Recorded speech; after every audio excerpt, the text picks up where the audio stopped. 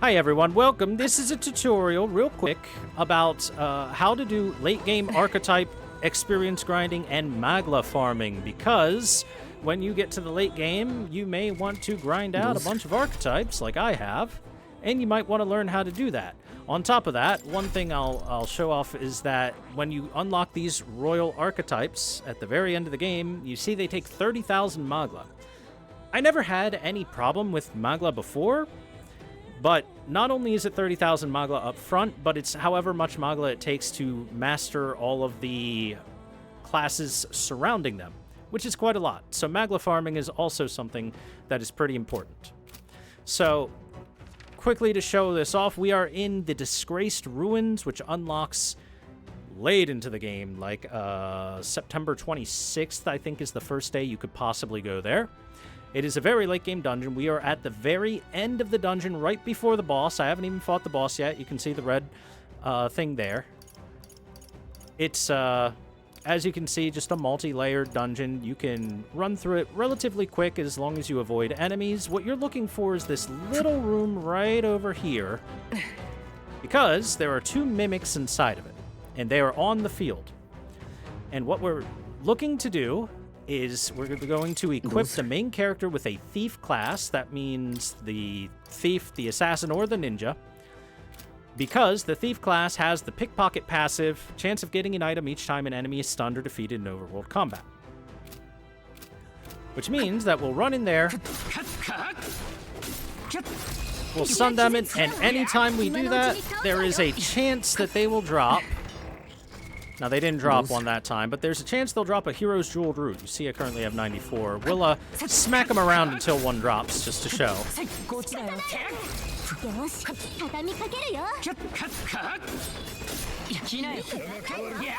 Come on, one's gotta drop eventually. Terrible luck there. There we go. We finally got one. Perfect. So, this is what I've been doing in order to get the experience item. This is the Archetype experience item, 3,000 experience per use, which means, let's say you want to level up a rank 1 thing. Notice, that's a lot of XP. I believe it's only like 5 or 6 of them to fully rank up a rank 1 archetype. It is about 10 of them for a rank 2, 14 of them for a rank 3, and for a royal archetype, it is a straight 20 of them to max it out from 0 to maximum. Which means you'll probably be farming a whole lot of them if you're looking to unlock those royal archetypes. Now, there's a couple things to talk about with this. I've learned quite a lot about overworld combat. One thing is that the longer you are on the overworld, the tougher the enemies will get, and the more difficult it'll be to break them. On top of that, these particular enemies are very annoying in that sometimes they will do a quick double attack at you like that. And they can just pull you into a fight. But what going into a fight does do for you that is positive is it will reset their toughness bars, and they will once more be easy to break.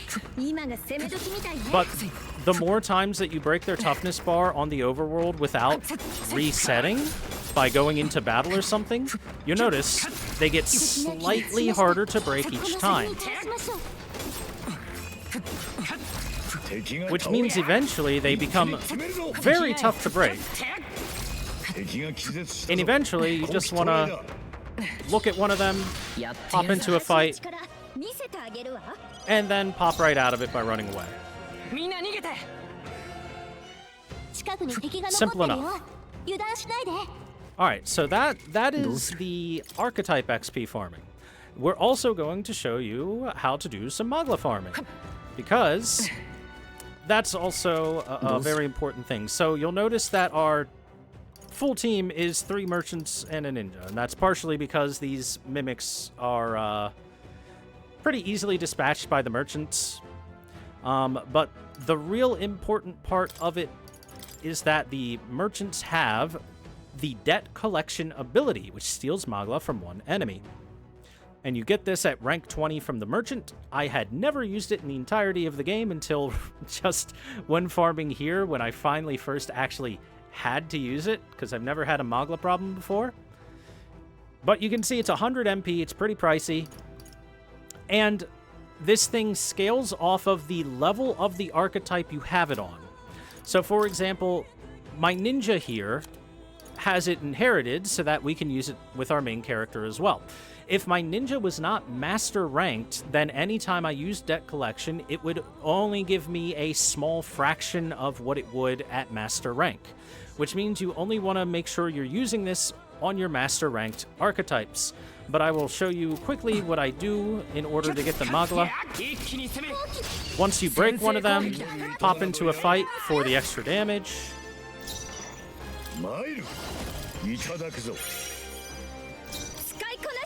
And we're going to start very simply. Everyone's just going to collect some debt.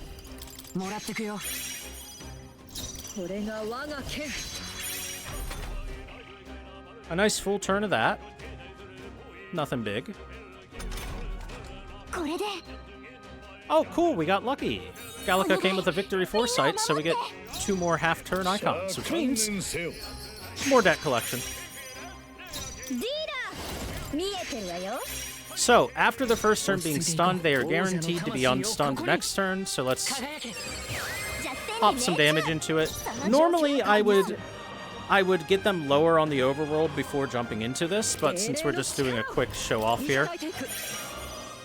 Now, whoever you have your strongest merchant equipment on, you do want to do your gold attack with. That's Heisme for me here.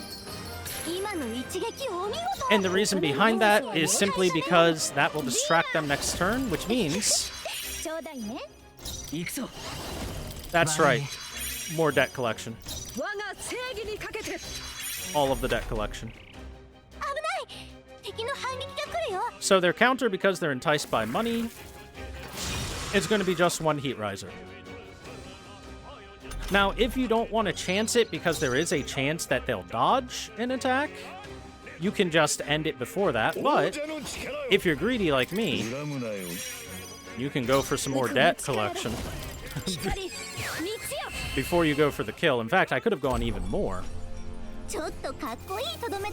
But you see, we got 18,000, and because we're unscathed, that is an extra 1.5 times to a full 27,000 Magla from 1 fight.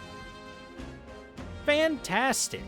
That's a lot of Magla from a single fight, and we could have pushed it even further if I was just a little greedier with the debt collection. But there is one drawback to doing that. You'll notice it costs lots of mana for us to do that.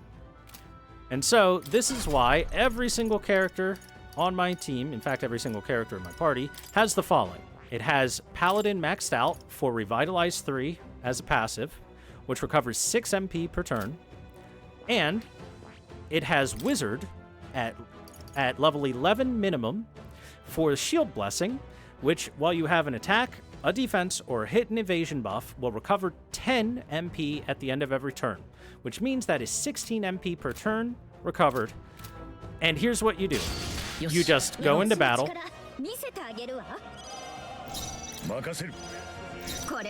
and then you mash the pass turn button, and you passively restore your MP. I am afraid that this is probably the best way you can restore MP other than just chugging magic restoration items. If you got the magic restoration items on you, then feel free to chug away and just pop a bunch of them. But otherwise, literally jump into battle, leave battle, and spam pass turn. One more thing you can do for any characters that may have used less of their mana, if you have them go down the Faker path, they can learn Gift MP, and they can transfer 50 MP from themselves to an ally. So, for example, if I did this with main character or with Juna, we could help Hulkenberg or Heisme get their MP back at about the same rate. Either way, however you choose to restore your mana, generally this is a fine way to restore your mana. It does take a little bit of extra time, but overall that works pretty well.